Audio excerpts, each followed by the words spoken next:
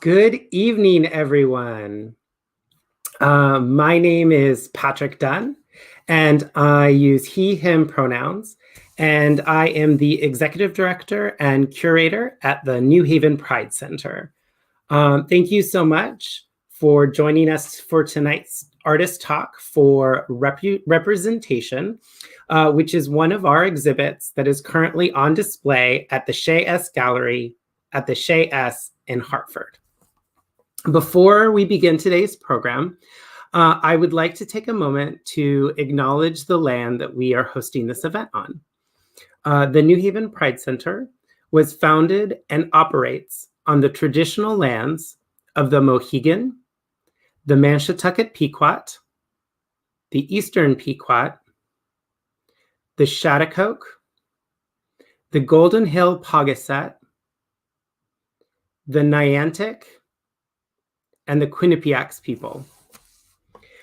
We hope that from wherever you are, that you will take a moment to acknowledge the native and honor the native people whose lands you occupy and the history of the place that you are in. Find out more about those native lands at native/land.ca. Now, I'm excited to welcome you to today's program. Today, we're sitting down with the curator and some of the artists behind the center's current exhibition, Representation, which is produced in partnership with Comora's Cultural Corner in Hartford. Representation is an incredible exploration of the intersectionality of these incredible artists. Originally inspired by Comora's Cultural Corner's Black Art Heals, this exhibit highlights some of the incredible queer and Black artists from Greater Hartford area. Finally, I would like to take a moment to thank Brandon and Kathleen, who are interpreting today's conversation, and to additionally thank Nick for coordinating all of our ASL interpreting and all of the amazing interpreters that we work with to make our programming more broadly accessible. Now, let's begin the program. So I would like to welcome first to the virtual space our incredible curator for this exhibit. I cannot tell you how much I adore this human and all of the beautiful things that she brings to the world through her art, through her poetry and spoken word, and through all of her activism. So I would like to welcome Anne Gogh. Hi, Anne. Oh, I think you're muted still. I'm so not techie. Oh my goodness. Hey, what's up? What's up? Thank you for having me. I'm just so excited about tonight, about the exhibit, and yeah. Awesome. Well, we're excited to have you. Yeah. Next, I'm going to bring to the stage Jaii Marc Renee. Hey, Jay. Oh, I think you're muted too. What's funny is when she did that, I said, I'm not going to do that. I'm going to unmute. And what happened? Hi, everyone. I'm Jaii Marc. You can just go by Jay. Awesome. And then next, I want to bring up David Elliott and special guest. Yes. I am David Elliott. Hi, everyone. Welcome. And then finally, last but definitely not least, Yoyo Collabo. Sorry, I'm running text and doing this. I like how you pronounce my last name. Well, hey, everybody. I'm so happy to be here. And it's an honor. It's a pleasure. It's an honor to all of us to have all of you. So I just want to quickly have each of you say like 2 sentences about yourself and the kind of art that you create and the kind of art that that is on display in the exhibit. And we can start with Anne since you're at the top. All right. Yeah, so I'm Anne Gogh, and I like to refer to myself as a community artist. Like like that's what I care about. People, just helping them heal, helping them thrive, helping them just be their authentic selves. Currently, I'm the artist in residence at Tomorrow's Cultural Corner. I also do a little bit of facilitating through Toivo. And yeah, the artwork that I do is just very colorful, very just life. Just life. I like to reflect like reality and sometimes not. And I currently have 3 pieces at the Chez Est, and one is called Camera Life, one is called Same Cloth, and another one is called it's escaping me right now. But the 3 pieces, to me, they just show just people being. So yeah, thank you. Yo-Yo, do you want to go next and tell us a little bit about your art and what you have on display at the Chez? Yeah, for sure. My name is yeah. I'm an artist. I I do music. Well, I'm learning to play the bass, and I enjoy like electronic production of music, and I also do sketches and drawings. At the Chez, I have 2 pieces. One is called "The Strongest Woman I Know," which is I guess you can kind of call it a self-portrait. It's a depiction of my mother pregnant with me, and then behind her are, well, she's at currently in between 2 mountains, pushing them and making a way for myself. And then behind her are 2 other mountains that she had made a way for. The first one will be my sister. She's my eldest sister. And then the second one, and there's kind of rubble on the path, which represents a miscarriage she had before me. She still did what she could to make a way, even if it didn't turn out, though it turned out the way it did. Um, and yeah, the other piece, I can't remember what it's called. Anne actually helped me pick out the titles for them, but it's of a young male reading a story to 2 young children. One is like a happy girl, just really attentive, and then the other is like a jumping. I love Kathleen's interpretations, by the way. And the other is a 3-year-old, real excited um, child, like just jumping for joy at the animated story that's being told. And I like to create things that are gonna encourage people to feel something in the same way that I pour into the paintings and the art and the music. I welcome people to receive as well. That's amazing. And can I just say that I love the your piece, The Strongest Woman I Know, even more now than I already did, now that I know like the full backstory of the amazing meaning. I am going to say really quickly before we go to our next person that if you want to go see the exhibit, it is open still until the end of this month. And there is also a virtual tour on YouTube, on the Center's YouTube. So you can see all the art we're talking about on any of those mediums. Next, I'm going to go to David next. Do you want to tell us a little bit about your art and what you create? Yes. I'm a photographer, more of a creative. In 2019, I created Pride Community Arts, which is a collective of queer artists, non-binary, gender-fluid artists, and creatives of color. In 2019, we had our first exhibition, Artist Talk. But prior to my photography and my arts was always blended media, a combination of printmaking, working with different types of wood, textiles, and things of that nature. I'm a graduate of the Greater Hartford Academy of the Arts, and I say that proudly because it was that foundation that kind of propelled me into doing the artwork that I do. Probably for the last 7 years, I've done a lot of travel photography, primarily in South America, Brazil, and throughout the Caribbean. So a lot of my work speaks to that. But more recently, the work that I have at the Chez speaks about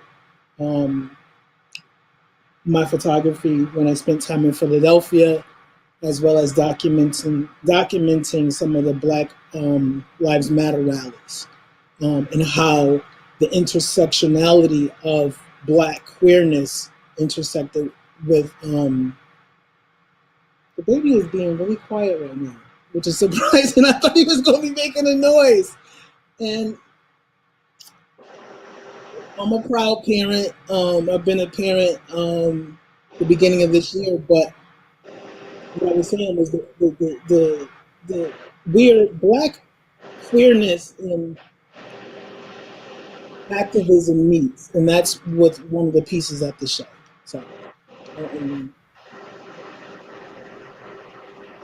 Awesome. I will say that I love the Black Lives Matter image, but also the love image of the love sculpture. Also, that's from Philadelphia, right? Yes, that's Philadelphia, and that speaks to being a product of two migrant farm workers. My mother is from Philadelphia, and my father would come to the States from Barbados to farm the tobacco fields in Suffield and Enfield, Connecticut. And they met at work.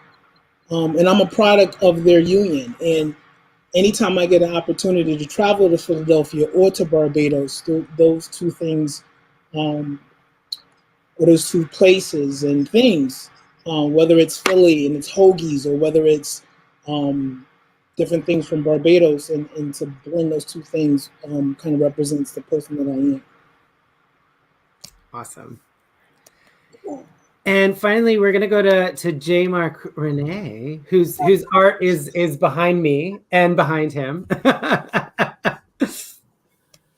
Hi, I'm Jaii. So right off the bat, I just want to let you all know that this is my first time, so bear with me. A bit nervous, my heartbeat is like going. One of the reasons that I kind of shy from doing this is when everyone asks me about my art, it's kind of hard for me to categorize it. But actually listening to Anne, that actually sparked like what I think that I actually fall into, and my art, I would feel, is expression. I deal with mental illness, so one of the reasons that I paint is to actually get through those times. So it's what I feel. It's the expression that I'm putting onto the canvas. A lot of people, like, they'll reach out to me for commissions, and I actually don't do commission work or things like that. And the reason why is because I really just have to feel it. If I don't feel it, it's just not going to happen. What you'll see with a lot of my work is the kind of the grayscale with the pop of color. The reason for that has several different reasons, but one of them, I started out drawing. So, using graphite and pencil and stuff like that, that's why I kind of stick with the grayscale to remind me of my time when I used to draw. And then also with the pop of color, it has that nice contrast. And then, one of my signature is the splatter and the movement that I put in my paintings. Currently, right now, I have two paintings at the Chez, which is the King and Queen of Clubs. Those two came about as kind of a spawn of, the original King and Queen of Hearts that I did. And the reason why I did that was kind of a take on everything that, the past with, being Black and stuff like that. And now with the movement, and, we all need to realize that, we are kings and queens. So I kind of took the aspect of the cards, King and Queen, and changed the face to, Black proud figures to display that. Well, and you just set me up perfectly for my first question. So my first question, which is very similar to what we just did, which is going around and talk about like what our art is and particularly what it is at the Chez, is how does who you are, whether your racial demographic backgrounds or your sexual orientations, your gender identities, your genders, how does who you are reflect or not reflect in the work that you create? And how does who you are influence the way you approach creating art? and in whatever way that means to you personally, because obviously identity is very complex, and different parts of your identity may affect your work more than others. And we're going to popcorn, so anybody can go.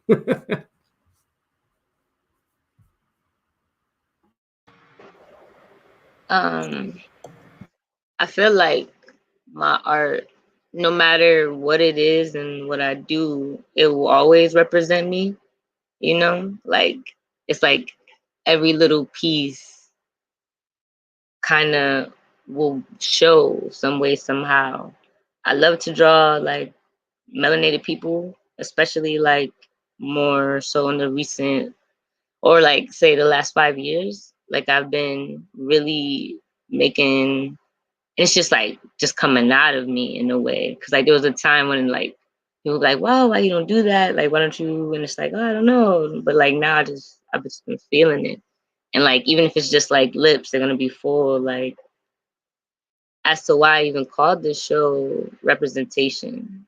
It's important to me that like I see things and create things that makes me feel good, and that will do the same for the next person. But then it's also who I am, you know?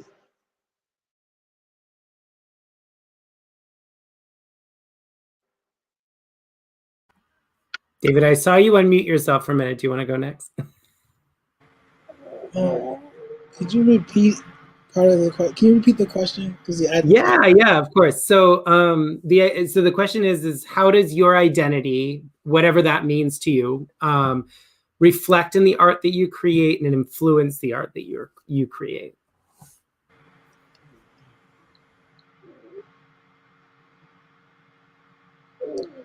So when I take a picture, to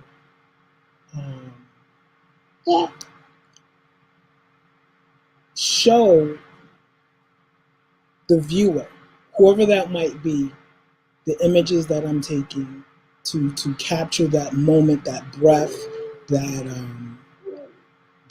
presence. That's one, and it's also a way of archiving my journey as a Black, queer, Caribbean, American, baby of the family person. And a lot of the art in the photography that I create, sometimes it goes unanswered. It's a lot of my history. It's a lot of my journey. But the one thing, as and I haven't mentioned this, I'm a social worker by education. I'm a graduate at UConn School of Social Work, but I work as a social worker. But one of the things, of course, social workers is always trying to dig deeper and find a meaning to everything. And sometimes my art doesn't do that. And it puts me in a place where I just have to let it go. And I'm learning to just let some of the images that I've taken just be shared. Because I can't always interpret that. So part of it, there is a meaning behind it, but part of it is unanswered questions. And I like the way that sits.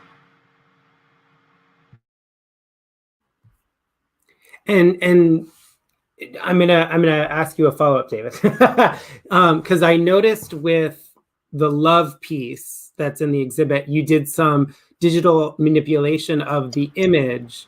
Do you do that in a lot of your art? And is that come from like a search to understand, to interpret, or is it, where does that come from? That's a good question. And I've been asked that, not asked that question why, but I remember why I did that. That's out of accepting love. When we manipulate, just that word, when I manipulated that photo, at the time it was a barrier of yeah, I'm recognizing love, but I'm gonna make it look a little bit different because I'm not ready to accept that, no matter where it was coming from.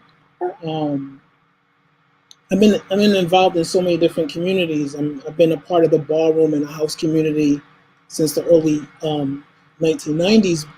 And I say that because at one point I didn't feel I was receiving the love from my family. So digitizing and manipulating that photo was I guess an unconscious way of recognizing love, but also keeping that barrier between love and what it represented for me. But again, like I said earlier, it's ever changing. And that's the one thing I like about my work is that it has that fluidity.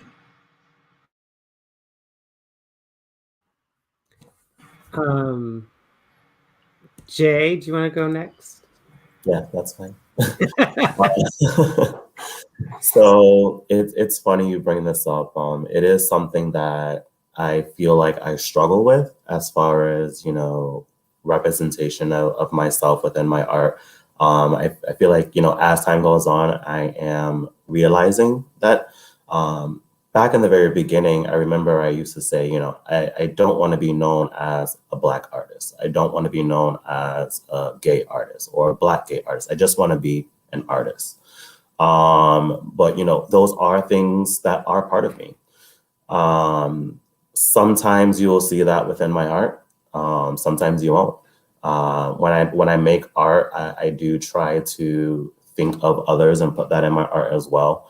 You know, I will have some pieces that are a true depiction of me, like my mental illness series that I'm currently working on.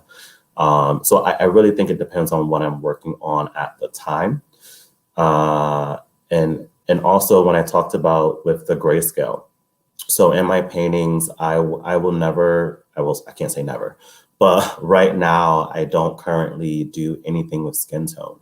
The reason why I try to keep it the grayscale is because I kind of want to leave it to the interpretation of the viewer to assign, you know, a race or a skin tone to that, so more people can connect to it. And most people, like when I tell them that, they're like, well, you know, well, some of your features are more towards, you know, Black people.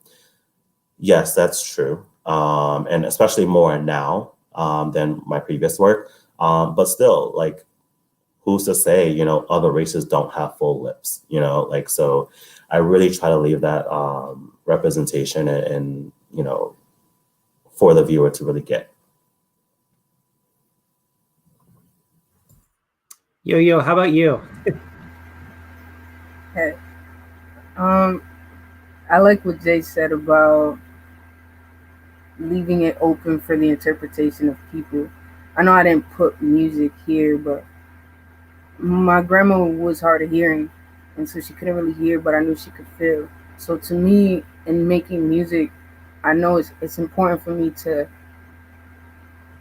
think about that. The listeners who aren't going to hear it but can feel it. Like, I've done my research on like vests that help amplify concert experiences, and good evening. So like, I'm always conscious of that. People who have the senses to receive what I made with the senses that I have to create it, and those who have an added experience of life different from mine. And so the way my identity plays into what I create is that I like to think about who's often left out and try and include them like in a welcoming way. So one thing I like about Anne's paintings is that she always puts a texture on it.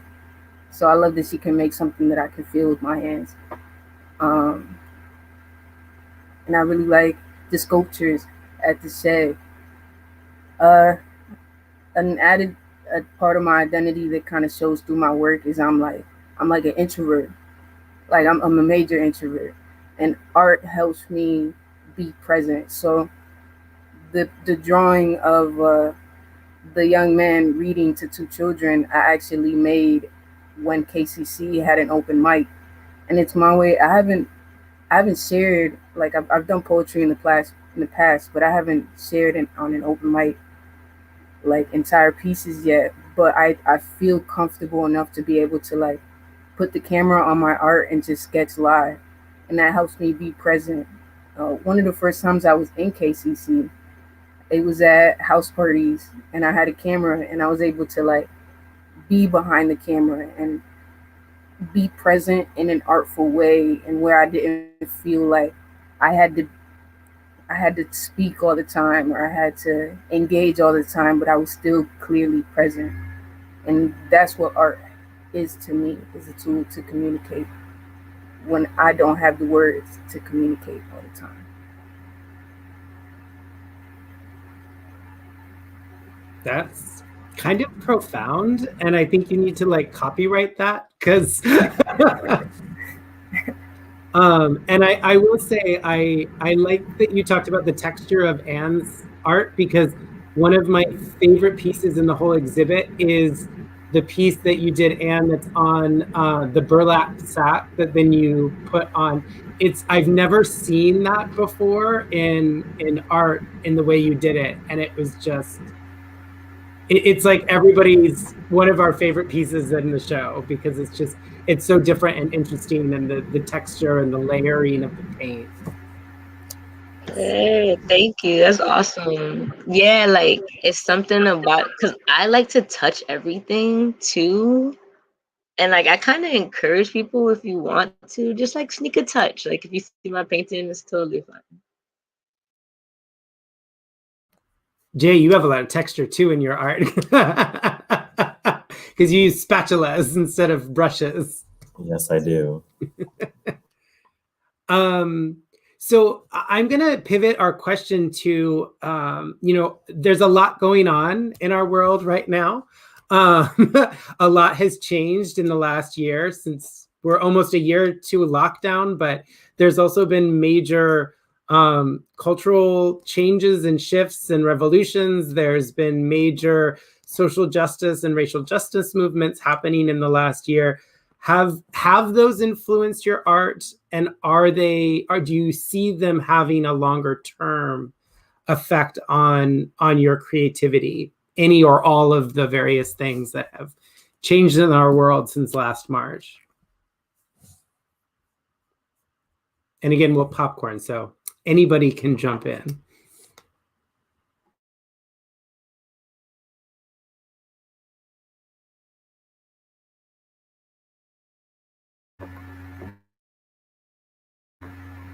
Can I hear the question one more time? Yeah. So a lot has changed in our world in the last year. And how have those changes affected your art now? And do you think that they may affect your work long term, whether that's the pandemic, that's the surge in racial justice movements, in the surge in social justice movements, any and all of the things that have changed in our world? Okay, for sure. I feel like at this point, through all the changes that are happening, I'm more so in a latent receptive mode.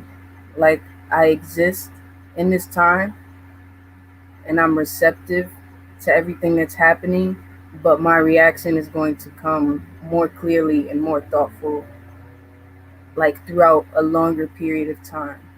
So I feel like it's almost like, have you ever doodled while someone's talking, and you're just like, you're there and you're listening, but you're also expressing through the moment? That's how I feel like I'm carrying myself through this time. It's like I'm receptive, I'm aware of the entities in the room and when they're speaking and what they're saying, but then I'm also kind of just trying to therapy through the moment, like art therapy through the moment as well.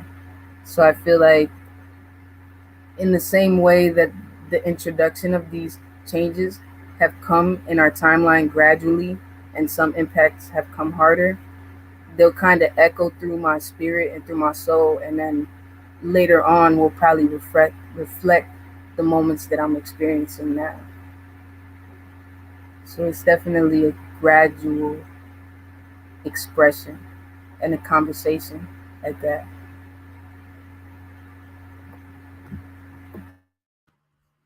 Thank you, Yo-Yo. Anybody else want to take the question?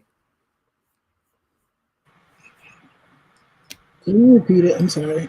No, of course. I'm glad to repeat it. So a lot has changed in our world over the last year. The obvious is the pandemic, but then there's also all of the other racial justice and social justice movements happening, all of the various ways that the political climate has changed or not, depending on how you want to look at it. How have those changes influenced your art? And do you see them influencing your art longer term? Yes. And this is where I don't like to say I place a hat on or I change hats because I'm always who I am. But as a social worker, I saw a need to support other artists because when Pride Community Arts couldn't happen the way that I envisioned it, because a lot of artists who had access, whether it's through their universities or other means, to studios to do their work, those places were cut off, so they didn't have access to do their work.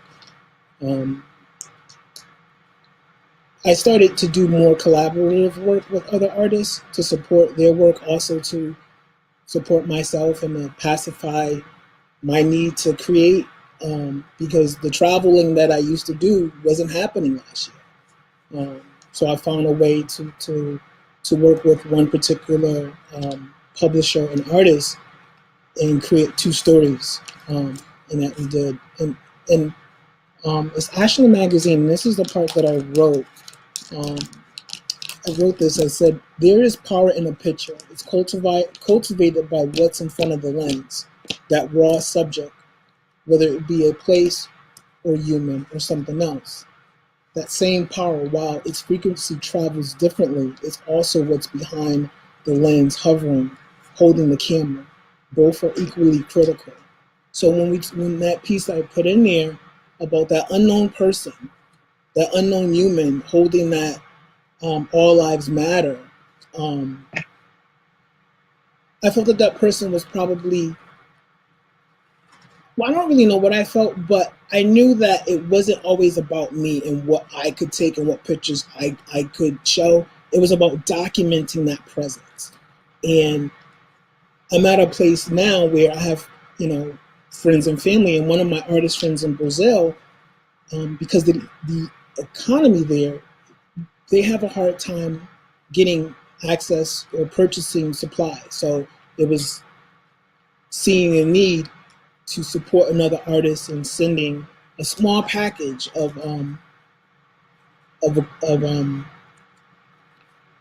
memory cards that we save our photos on. And that was a big thing for that person. But it also meant a lot for me because I was supporting another artist.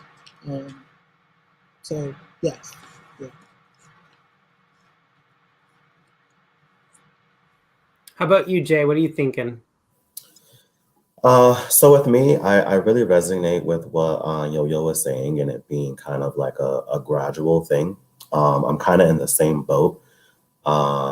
There's a lot that happens, and especially with me and having to deal with my own, issues and mental illness and things like that. I kind of just have to live in the moment and do what's best for me and my health. So I think that over time, like it'll hit.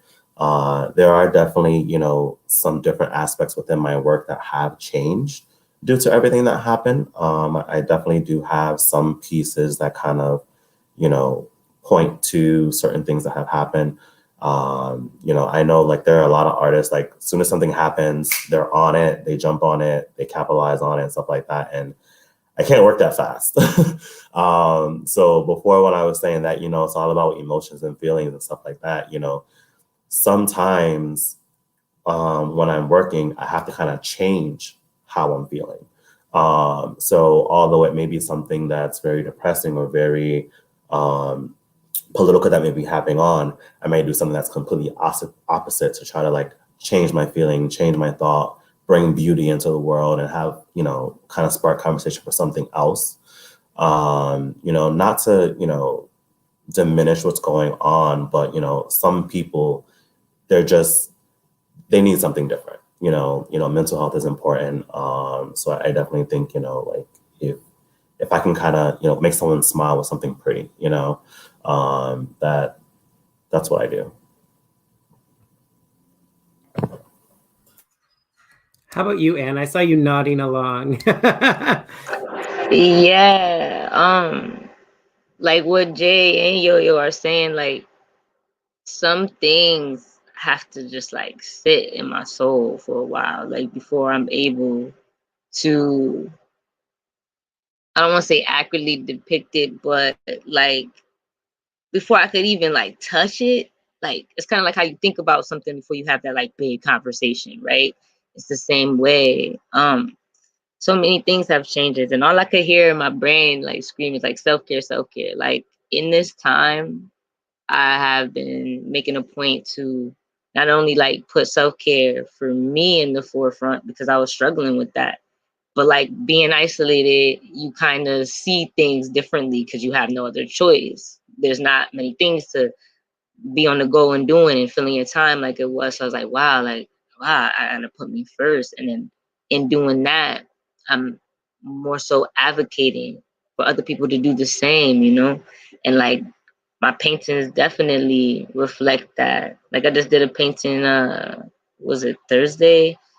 And I'm just like meditative poses and greenery and being outside because that's the things that like help me thrive. Like I'm in the sun and by some water, like oh my goodness. Like I don't want to though like take away from everything and how important it is. I'm also like working on a piece. It's like gonna be one of the biggest pieces I've ever done of trying to depict the overcoming of not everything, but of what the climate is right now.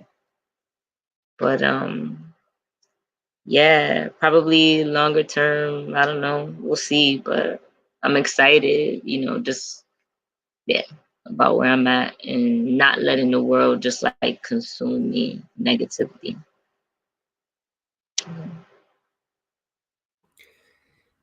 So I'm going to ask one more question, and anybody watching, if you have questions, please feel free to type them into that Facebook or YouTube chat, and I will see them pop up, and I will ask them. I do want to share that there was one comment made from Frank Brelli that thank you all for your artistic contributions that reflect the human condition. You are all inspirations. So wanted to share that. Oh, wow. Thank you, Frank, for listening. Yeah. So my last question is, I know that all of you in your own ways engage in activism and community organizing and bringing people together and raising money for the community, giving back to the community. All of you do that kind of work, in addition to being phenomenal artists. And so does that work drive your art, or does your art drive that work at all? And how do those things maybe work together in your life? And I will type that question into our chat box.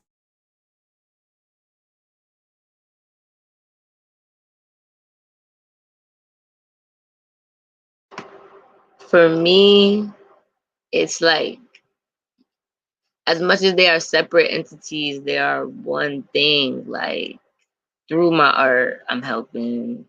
And when I'm helping, I'm inspired to make art. So it's like this lovely flow with symbiosis, you know?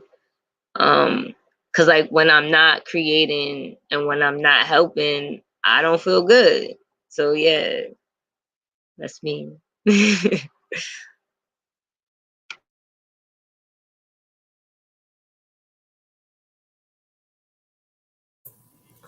So I think for me,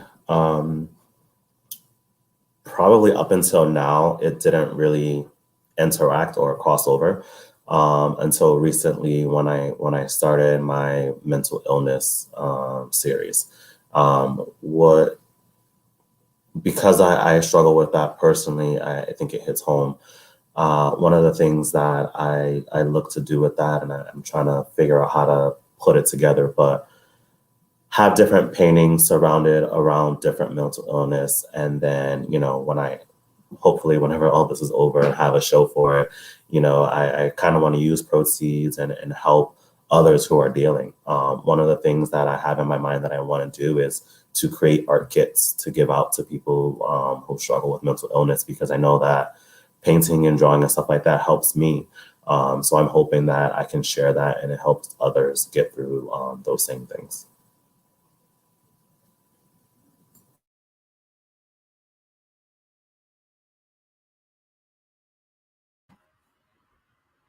David or Yo-Yo?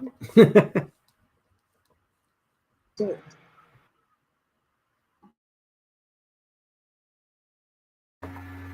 Muted water. Oh, David, you're muted. oh, you're muted. So for me, it was the development of Pride Community Arts, and supporting other artists.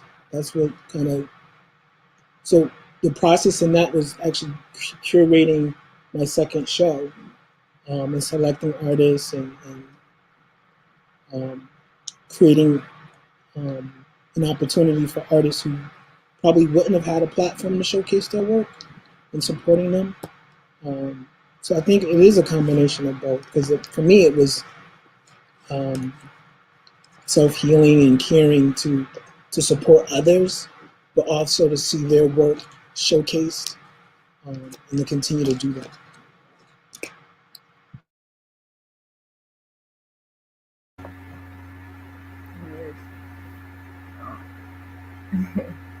Let me read this again, because I did get a picture in my mind as I was reading this.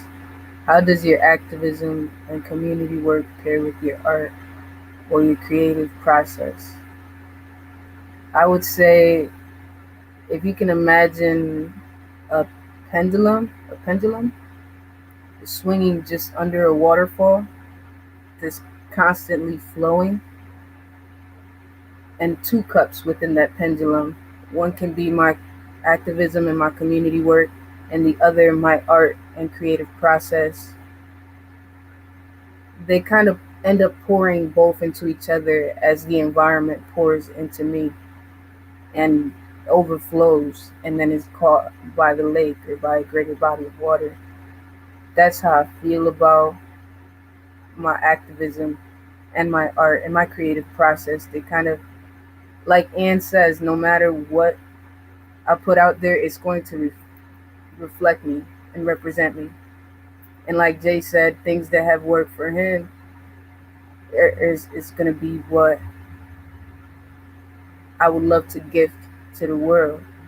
I remember when I was 7, there was an art teacher who came into our class, and she pulled like 9 students, and all we had to do was one task. She gave us a piece of paper and she said, draw a picture. It could be anything.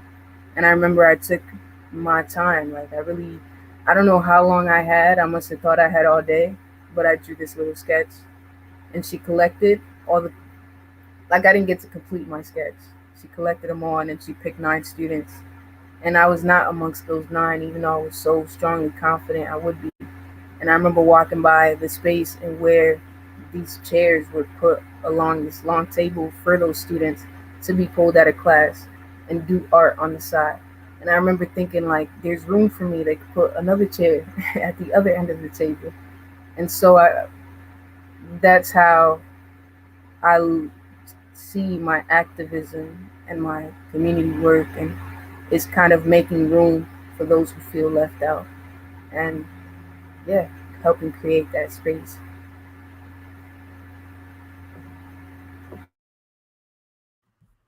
That, first of all, that's horrible that they didn't let you sit down at the table. Well, I mean, I kept drawing, so it might have been just the thing I needed to say, okay, you just don't see me yet, but it's okay. I know I have it in here, you know? Mm-hmm. Well, we're almost to the end of our time, and what I'd love to do is have each of you tell the world that is watching and will watch later how that they can follow you, find you, support you, what your Cash App is, like all those things.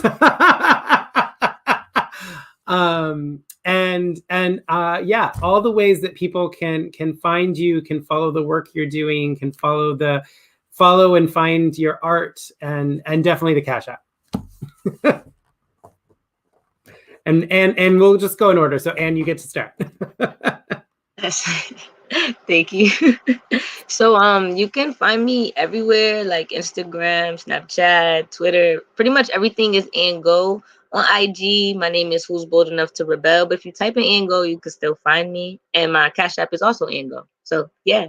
Thank you for the support. Thank you for listening. Thank you for loving art. Thank you for being here and sharing space. Yo-Yo, do you want to go next? Yeah, piggyback off what Ann said, I'm absolutely grateful that whoever's watching this is tuning in and has listened to the whole thing and taken the time to hear us out. My Cash App is my government name, which I spell in the chat here, but then I'll also say out loud. It's Yolanjali, YOL as in love, A, N as in new, G as in grand, E, L as in love, Y. There it goes. Yeah. And I'm just coming into stepping out of my comfort zone, which is the only audience is me. So I'm building my digital presence, and I'm starting with my IG. You can find me at Release Your Truth. That's release as in to free or let go, your as in your own, and truth as in truth. So yeah, thank you everyone for tuning in at whatever point you are. I hope that you can take whatever you need from this, and whatever you don't, you can just put it down. You don't have to take it with you, but take what you need is the important part. And thank you. Jay, do you want to go next? Yeah, so pretty much everything for me is Jaii Marc Art. That's Jaii and Mark with a C, and then art. You can find me on Facebook, Instagram, TikTok. My Cash App is also Jaii Marc Art as well. And then I also have a website, Jaii Marc Art. So definitely, if you're interested in purchasing any of my work, all of these behind me right here are for sale. You can find them on the website, jaimarcart.com. Go to available paintings and check out. Yeah, and thank you all for tuning in. And David, how about you? This is a great opportunity, wonderful opportunity. It would be, so my Instagram is 3, the number 3, the word 5 mm, like 35 millimeter on Instagram. The website is pridecommunityarts.com. And my Cash App is David Elliott, 2 L's, 2 T's, Art. David Elliott Art is the Cash App. I'm trying to think. Oh, my website is David Elliott, 2 L's, 2 T's, online.com. And thank you for this opportunity. It's great. David, you and I, we gotta partner on some art programming. Yes, I'm ready for it. I also want to give a big shout out to Kimura's Cultural Corner in Hartford, who was our partner on this exhibit, and Anne is the artist in residence there, and Kimura was just named one of the 50 creatives in the 50 states today. And we love Kimura's Cultural Corner in Hartford. The center is so proud to work with Kimura and everyone at the center, basically on anything that any of them wants, because we love them. And if you are not a member of their Patreon, you should go to their website and become a Patreon member, because they do incredible work to support our community, particularly in Hartford, but all over the state, in so many amazing ways. And you can follow them on Facebook, and And does Kimura have an Instagram? Kimura's Cultural Corner. Yep. Instagram. Okay. I thought so, but I wasn't sure. And yeah, I'm so thankful for today. Again, I want to thank Brandon and Kathleen, our amazing interpreters, for today's conversation. We love having you here to help make sure that our talks and our programming remain as accessible as possible. And yeah, I just want to say thank you and echo the incredible words of these incredible artists and community organizers and just general humans for joining today's program. Remember, the center is here for you year round. And you can get information about our dynamic programming, our case management services, our support services, and all of our arts programming at newhavenpridecenter.org. You can also follow us on all of our social media. And I'm not going to spell it all out, but it's basically New Haven Pride or New Haven Pride Center everywhere. So you can follow us on Facebook and Instagram and Twitter. Also consider subscribing to our YouTube channel. That's not the right one. There we go. I'm running tech and talking at the same time. Subscribe to our YouTube channel. It is, we finally have enough people subscribed that we get our own web address, which is very exciting. So keep joining away. And I just want to close out with saying thank you again to these incredible artists. If you have an extra $5, $10, $20, $1,000, $1,400, send it to their Cash Apps because they're amazing. And go check out the Chez. The art is up for another, 2 weeks? And you can go and watch that virtual tour on our YouTube if you are not able or ready to go to physical space yet. But again, thank you. And I hope everyone has a good rest of their night. Hey, thank you.